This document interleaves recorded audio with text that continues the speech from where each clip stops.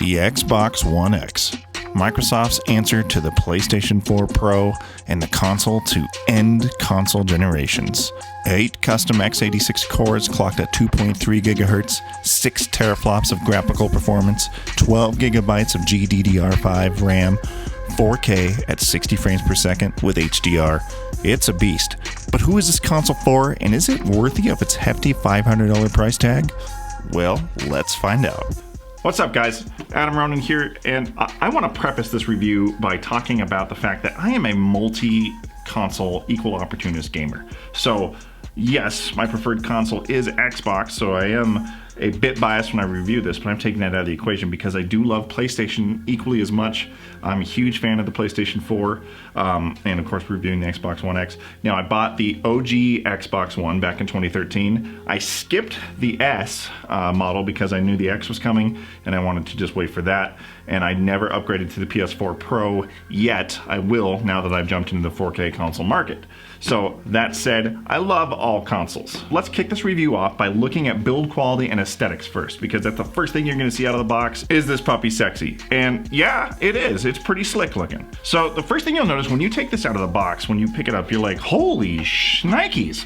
This comes in at 8.4 pounds, so this is a heavy console. And what's great about it is it's small and sleek and still has that weight to it, which really makes it feel like the price that you're paying for it. It feels like a $500 machine. It's incredibly tiny. It's much smaller than the Xbox One. It's a little bit smaller and sleeker than the Xbox One S. On the back, your ports are all the regular same ports that you'll get on the Xbox One S with your standard HDMI in and out. You've got 2 USB ports, your IR out, your SPDIF, and of course your Ethernet in that you'll have. So that's pretty standard par for the course. And boy, I just really want to reiterate that how heavy it is. And I attribute that probably to the cooling systems inside, making it feel that much more dense and heavy. But now, like I mentioned before, I did skip the Xbox One S, but if we were comparing the 2 current Xbox models that are now out between the S and the X, I do prefer the look of the S ever so slightly more, because I do think that the white is just really sexy, and I like the two-tone that they have on it. Not that I dislike the way this looks. It's very sleek and black and, you know, but I do prefer the S just a little bit more. So that's how it looks like, but let's talk about what's on the inside of this. So, speaking on that Xbox One S compared to the new Xbox One X, how do the specs differ? The S comes with an AMD GCN GPU at 914 MHz with 12 compute units, while the X has a custom AMD at 1172 MHz with 40 compute units. So what the fuck is a compute unit? A compute unit in AMD's terms is what they consider the fundamental unit of computation. This means that on the X, you are getting that plus 6 teraflops of immense graphical power, allowing for 4K native graphics with high dynamic range.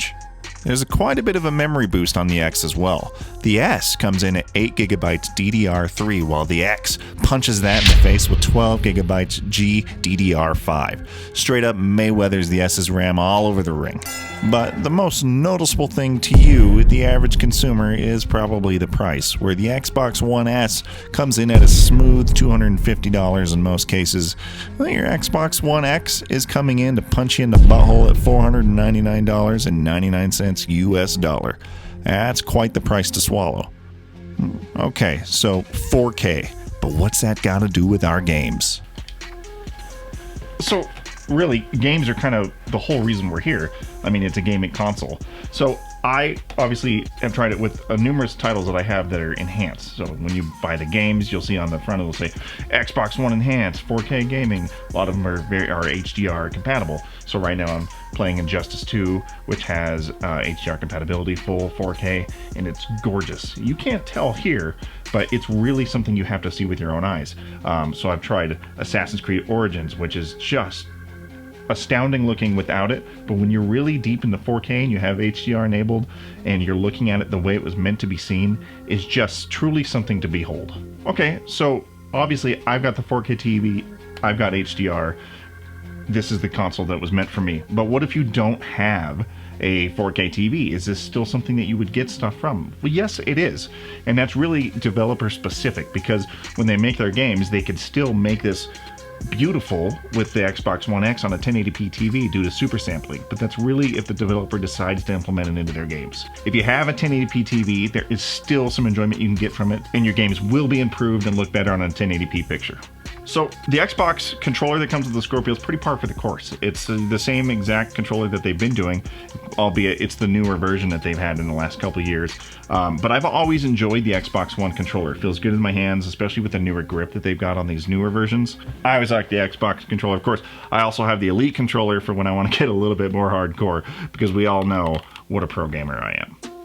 The thing that I love the most about brand new consoles when they come out is what it does for the industry, because competition is a beautiful thing when it comes to electronics and technology. So what I'm pleased about this is supposedly this is going to be the console to end all generations. Now, we'll see how that plays out, because what I think is most exciting is how Sony will answer to this, because now this is outplaying the PS4 Pro by a considerable margin in terms of tech specs. So now PlayStation's going to have to come back and answer that. They've already cornered the market on exclusives and fan base, and they're just really, they're top dog right now. So now Xbox comes out and you're like, here's a more powerful console. Let's try to get some of these people.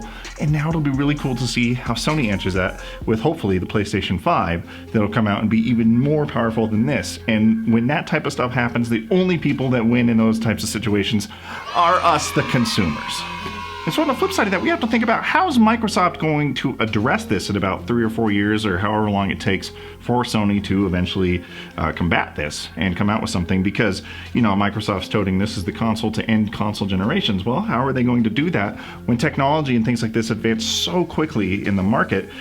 This, of course, as powerful as it is now, will become outdated, and we'll have to see if Xbox comes out with another console, which they almost have to unless they decide to go the PC route and come out with a console that is module-like and upgradable, which is, I think, what we all kind of want to see. And I think that probably would have been what would have made the Scorpio stand out most, if it had an upgradable GPU and types of different things. We'll have to see what Sony does and what Microsoft does after that. So the question really boils down to, who is this for? Is it worth the price? Well, the question you have to ask yourself is, how serious do you take your gaming when you're on your console? The PC players are spending thousands of dollars on their rigs to really just make it the best that they can. So this is really no different. If you're a diehard Xbox fan, you've got a 4K TV, the compatible with HDR, and you really want to take your console gaming as serious as possible, then this is absolutely a purchase for you.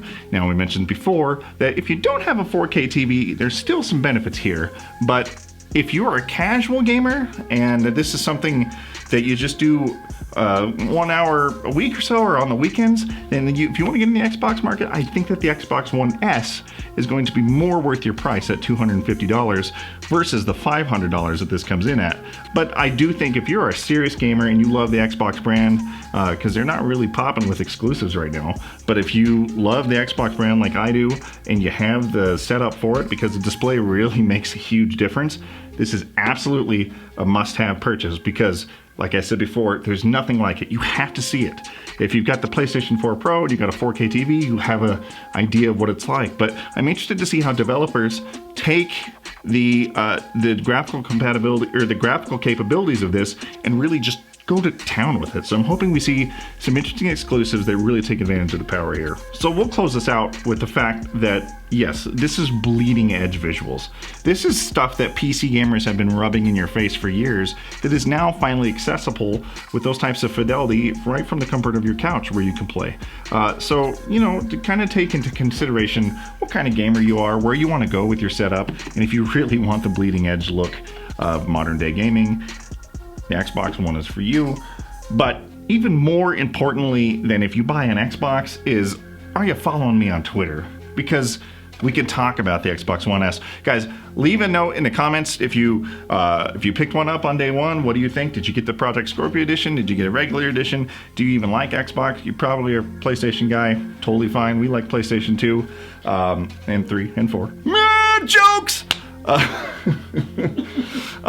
Anyway, guys, there it is, Xbox One S. We don't score it because it's an ever-evolving product, but yeah, I think it's worth the buy under the right circumstances. Gordy, play me out.